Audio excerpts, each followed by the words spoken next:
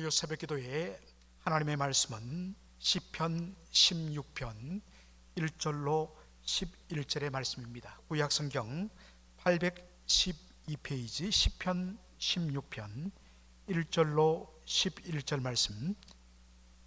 하나님이여 나를 보호하소서. 내가 주께 피하나이다. 내가 여호와께 아뢰되 주는 나의 주시니 주 밖에는 나의 복이 없다 하였나이다. 땅에 있는 성도는 존귀한 자니 나의 모든 즐거움이 저희에게 있도다. 다른 신에게 예물을 드리는 자는 괴로움이 더할 것이라. 나는 저희가 드리는 피의 전제를 드리지 아니하며 내 입술로 그 이름도 부르지 아니하리로다. 여호와는 나의 산업과 나의 잔의 소득이시니 나의 분깃을 지키시나이다. 내게 줄로 재어준 구역은 아름다운 곳에 있으며 나의 기업이 실로 아름답도다. 나를 훈계하신 여호와를 송축할지라. 밤마다 내 심장이 나를 교훈하도다. 내가 여호와를 항상 내 앞에 모심이요 그가 내 우편에 계심으로 내가 요동치 아니하리로다. 이러므로 내 마음이 기쁘고 내 영광도 즐거워하며 내 육체도 안전히 거하리니 이는 내 영혼을 음부에 버리지 아니하시며 주의 거룩한 자로 썩지 않게 하실 것임이니이다. 주께서 생명의 길로 내게 보이시리니 주의 앞에는 기쁨이 충만하고 주의 우편에는 영원한 즐거움이 있나이다. 아멘. 오늘 저는 주밖에 나의 복이 없나이다 라는 제목으로 말씀을 전하고자 합니다. 오늘 시편 16편을 함께 살피는데 시편 16편에 보면 그 표제가 이렇게 되어 있습니다. 다윗의 믹담이라. 이 믹담이란 표현에 대하여 여러 내용들이 많습니다. 그저 음악의 한 부호일 것이다. 그 당시에 사용된 음악의 한 부호일 것이다.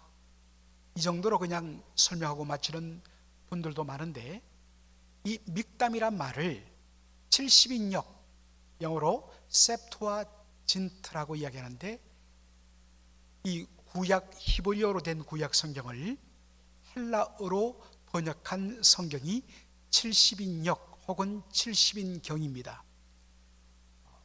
내려오는 이야기에 따르면 70명의 번역자들을 그렇게 다 불러서 동시에 함께 시편을, 이 구약 성경을 번역했기 때문에 70인역이라 이런 어떤 제목이 붙었다, 그렇게 설명합니다.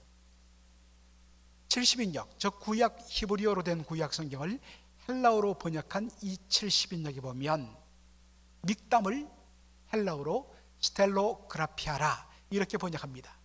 이 스텔로그라피아란 것은 인스크립션, 즉 돌이나 세부치에다가 글자를 새겨 넣는 것, 이것을 스텔로그라피아라고 이야기합니다. 왜 다윗의 믹담 스텔로그라피아라 이렇게 번역했을까? 존 잽이라는 18세기에 아주 참 귀한 그런 목회자가 이렇게 설명을 달았습니다. 다윗이 사울왕의 추격을 피해갔고 동굴에 많이 숨어 있었는데, 그때마다 자신의 심정 그리고 하나님을 향한 간절한 기도의 내용들을 그 동굴벽에다가 그렇게 새겨놓았다는 것입니다. 그때 새겼던 그 시편들이 시편 150편 가운데 여러 편이 나오는데, 그 중에 하나가 바로 시편 16편이라는 것입니다. 시편 16편 1절은 어떤 의미에서는 그것을 보여줍니다. 하나님이여 나를 보호하소서. 내가 주께 피하나이다. 사울왕의 추격을 피해서 다윗은 자기의 부하들을 이끌고 동굴로 종종 숨어들었습니다. 동굴이 자신의 피난처란 것입니다.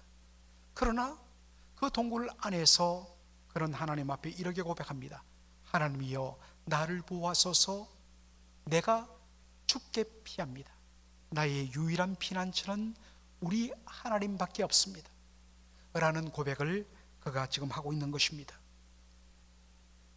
시편 16편 1절의 말씀을 아까도 말한 히브리어 구약 성경을 헬라어로 번역해 놓은 이 70인역에 보면 1절을 이렇게 표현하고 있습니다. 하나님이여 저를 안전하게 지켜주옵소서. 왜냐하면 제가 주님 안에서 피난처를 삼아 왔기 때문입니다. 이렇게 완료형으로 그가 고백하는 것을 보게 됩니다. 다윗은 자신이 위기에 처할 때마다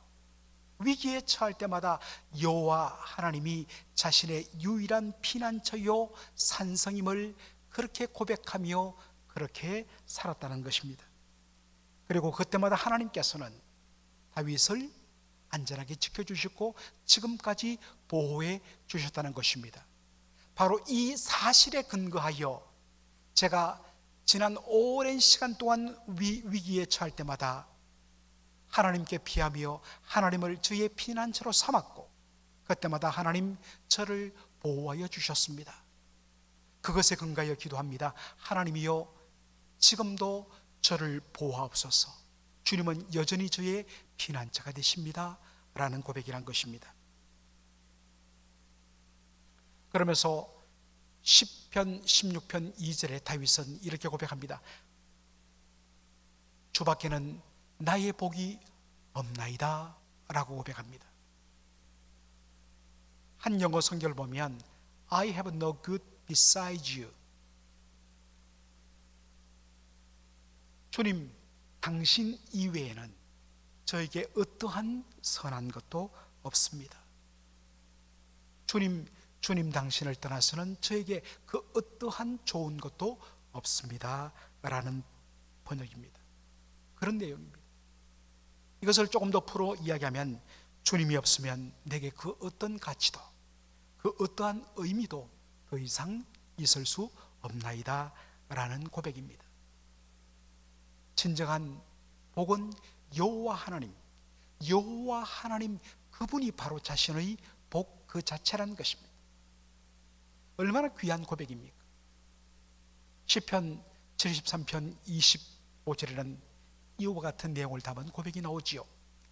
하늘에서는 주 외에 누가 내게 있으리요? 땅에서는 주밖에 나의 사모할 자 없나이다.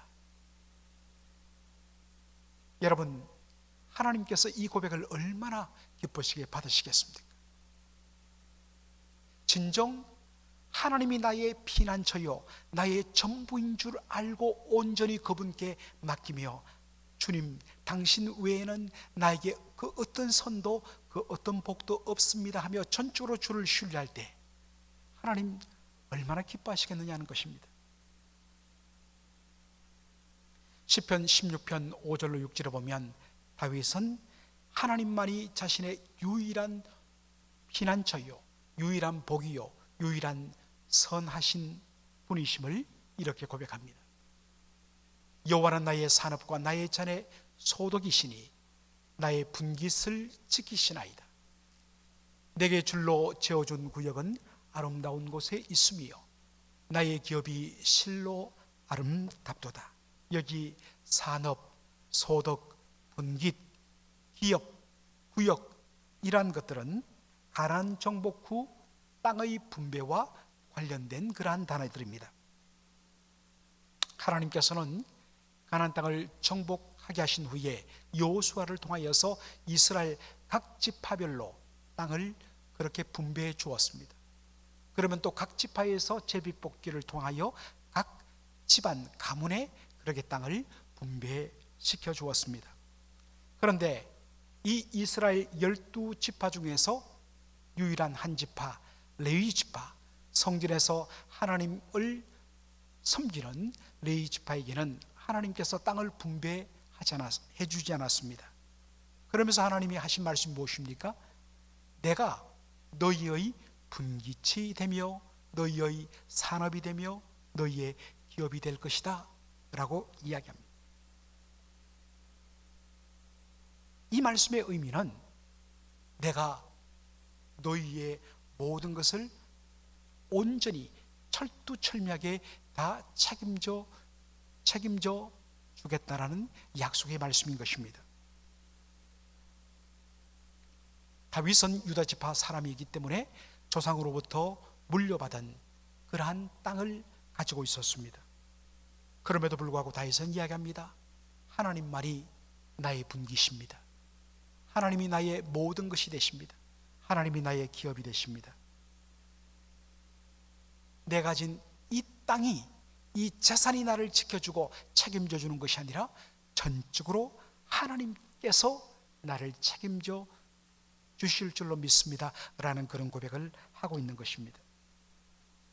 시편 16편 3절로 4절을 보면 다윗은 자신이 어디에 속한 존재인지를 확실하게 그렇게 고백합니다. 시편 16편 3절로 4절의 말씀을 보겠습니다. 땅에 있는 성도는 존귀한 자니 나의 모든 즐거움이 저희에게 있도다. 다른 신에게 예물을 드리는 자는 괴로움이 더할 것이라. 나는 저희가 드리는 피의 전제를 드리지 아니하며 내 입술로 그 이름도 부르지 아니하리로다. 다윗은 이 땅의 사람의 부류를 딱 두 종류로 나눕니다. 하나는 성도이고 또 하나는 우상 숭배자입니다.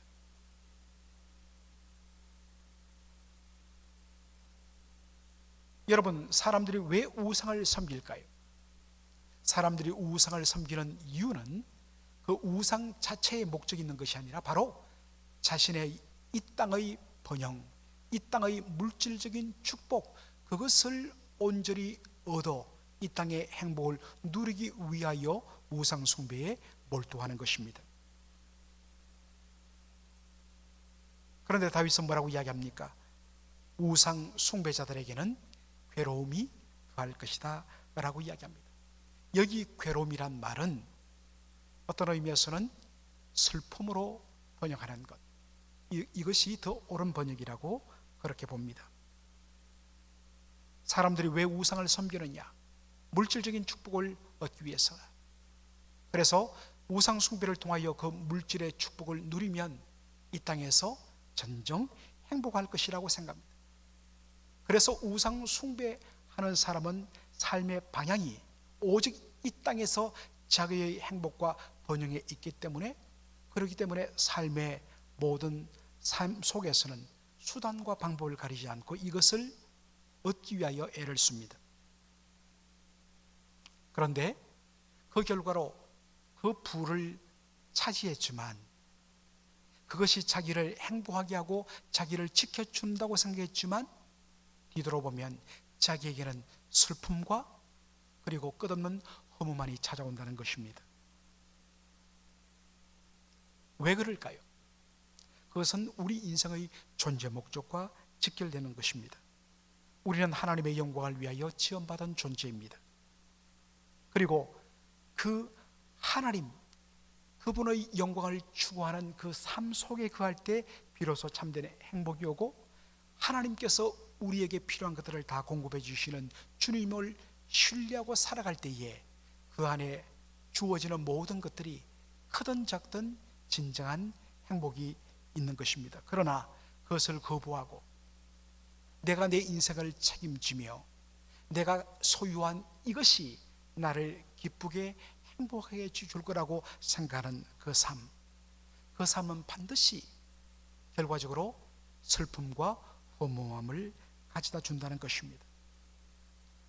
다윗은 이러한 의미에서 우상 숭배자들을 철두철미하게 배격한다고 말하는 것입니다. 다윗은 3절에 보니까 자신을 땅에 있는 성도들과 동일시합니다. 3절에 보니까 땅에 있는 성도는 존귀한 자니 나의 모든 즐거움이 저에게 있도다.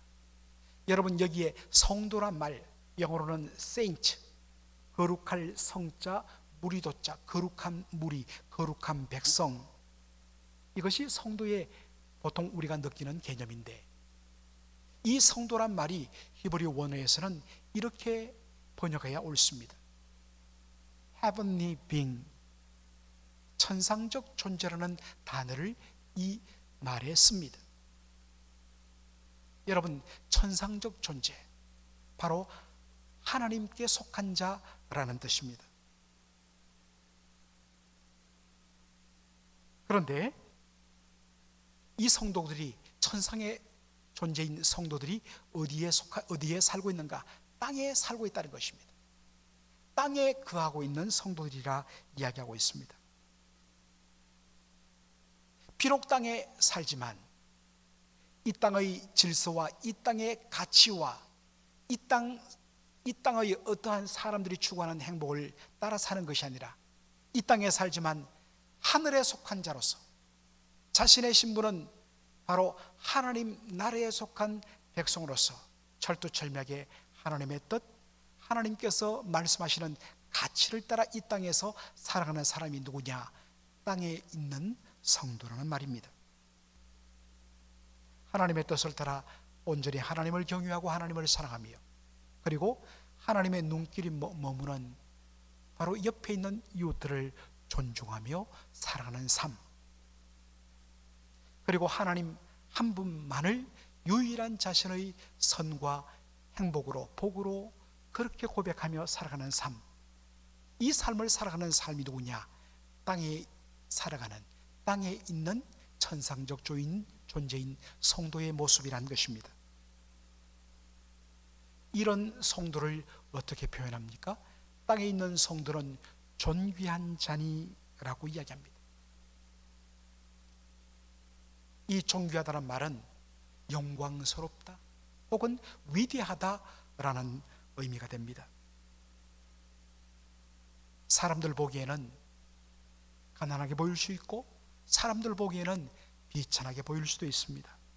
세상적인 힘과 물질의 관점에서는 너무 미약하고 미련하게 보일 수도 있습니다. 그런데 여러분, 세상이 바라보는, 세상이 두는 그 모든 기준과 평가 기준은 엄밀한 의미에서 허상이요, 가짜입니다. 진짜는 무엇인가? 진짜는 하나님께서, 심판자이신 하나님께서 어떻게 보고 계시는가 하는 것, 이것이 중요한 것입니다.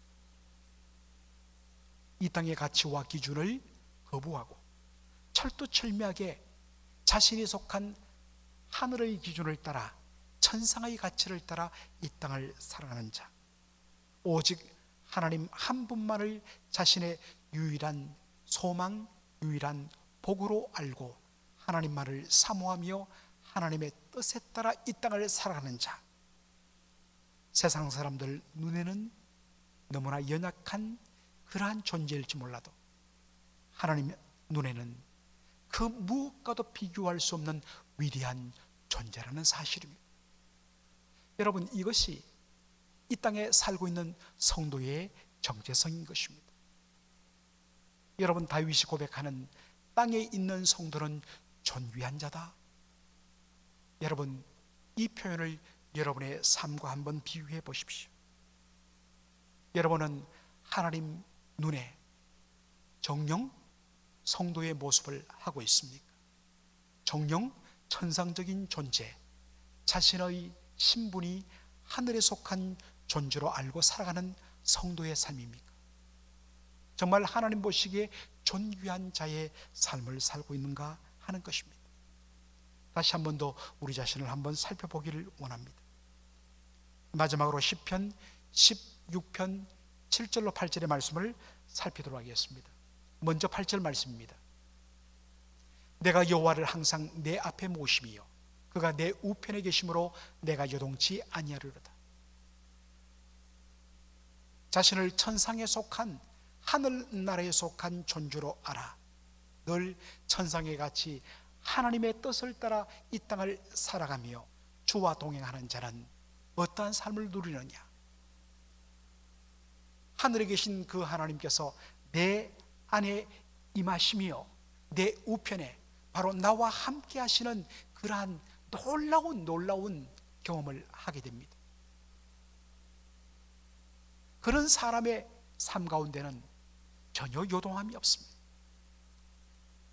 세상이 뒤숭숭하고 다윗처럼 이리저리 쫓기는 도망자의 신세를 살며 또 때로는 너무나도 고통스러운 그런 환경에 있을지 몰라도 그렇게 하나님과의 바른 관계를 누리며 사는 사람, 바로 그에게 하나님께서 임하여 주시고 함께하여 주심을 경험하기 때문에 흔들림이 없다는 것입니다.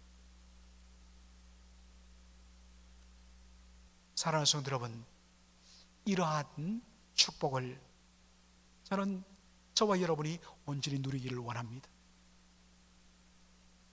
세상적으로 우리는 그렇게 잘나지도 못하고 그렇게 부유하지 못할지도 모릅니다.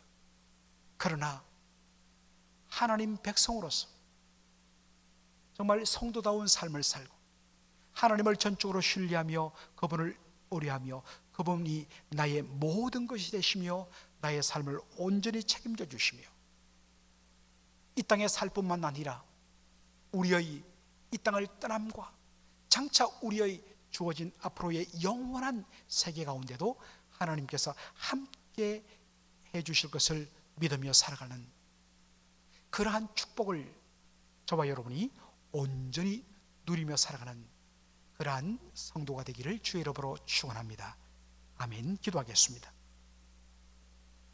살아계신 우리 아버지 하나님, 오늘 시편 16편 다윗의 믹담, 다윗이 사울왕의 추격을 피하여 동굴로 피해 들어가서 하나님 앞에 온전히 피하며 자신의 기도를, 자신의 심정을 그 동굴벽에 새기며 주께 기도했던 그 내용을 담은 시편 16편.